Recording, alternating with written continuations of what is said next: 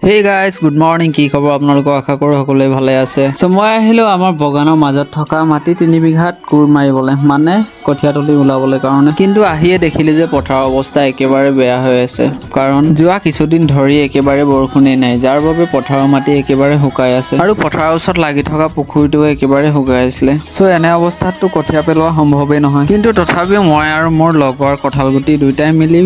এই শুকান পথাৰতে কুৰ মাৰি থলো কাৰণ বৰষুণ দিলে যাতে বৰষুণৰ পানী ৰখি যায়।